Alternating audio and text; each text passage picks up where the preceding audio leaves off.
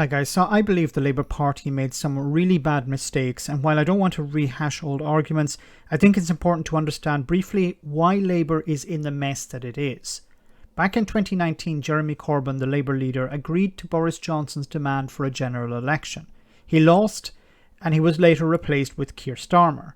Now Johnson pushed forward with his getting Brexit done and negotiated a trade deal with the European Union.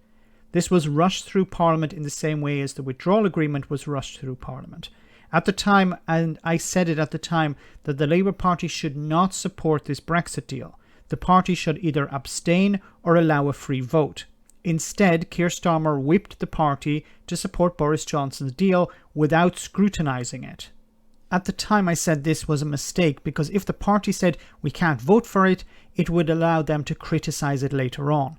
Now they can't criticise it, they're only criticising its implementation. Now Great Britain is outside the single market and the customs union, and freedom of movement has ended.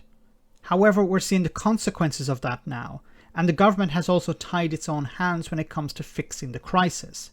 The Shadow Chancellor Rachel Reeves appeared on the Today programme where she defended her party's line on not wanting to bring back freedom of movement. Well, when we voted on the Brexit deal last year, I posed at the time a number of gaps in the deal, including these issues around the haulage sector, because I was talking to the haulage sector.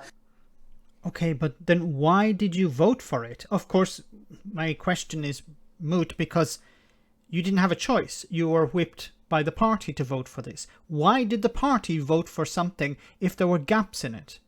Why did you say we're going to vote for something? If something was not perfect, you should have stood back and said, we can't support this. We're not going to give Boris Johnson our support. We'll abstain, or we will allow a free vote, where some MPs would vote for it and others would say, no, I'm not happy with this. Last year about some of these emerging problems. But would free movement be the answer? I mean, one answer is a new Labour government could try and bring free movement People back. have voted to leave the EU. That is settled. We moved on. But ending of freedom of movement was not on the ballot paper.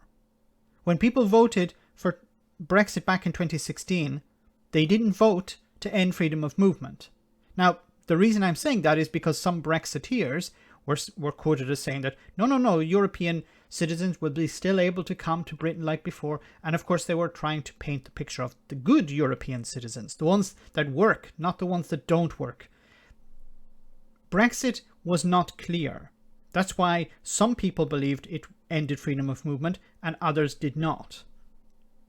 They've got this migration advisory committee that is supposed to advise on skill shortages, and the government need to refer to them and say to them urgently, we need to know what we should be doing here, because at the moment it's just this ad hoc process. 5,000. Where's that number come from? We've got 100,000 shortage. I'm interested that you say free movement isn't the answer, because pledge number 6, when Keir Starmer ran to be Labour leader, defend free movement as we leave the EU. So just to be clear, it is now no longer the policy of the Labour Party to restore free movement. Well, when Keir ran to be party leader, we hadn't at that stage left the EU or got a deal. We've moved on now. We voted for that deal last year. The deal was incomplete. We're seeing that now, but it was better than no free deal. movement's gone. We're not going to bring back free movement under a Labour government.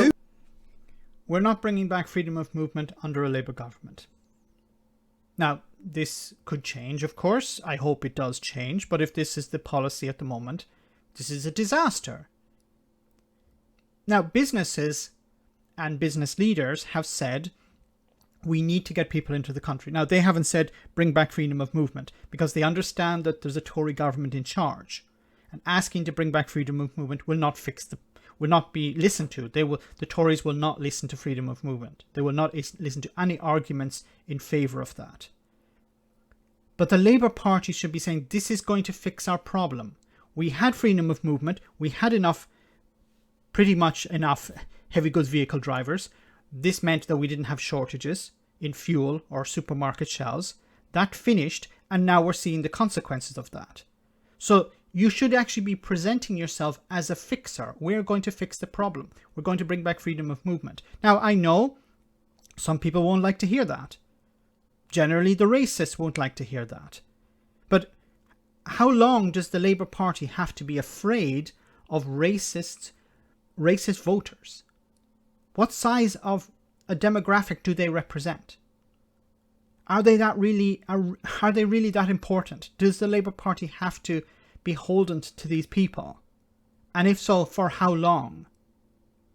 So the idea that the Labour Party will not bring back freedom of movement, I think, is a mistake.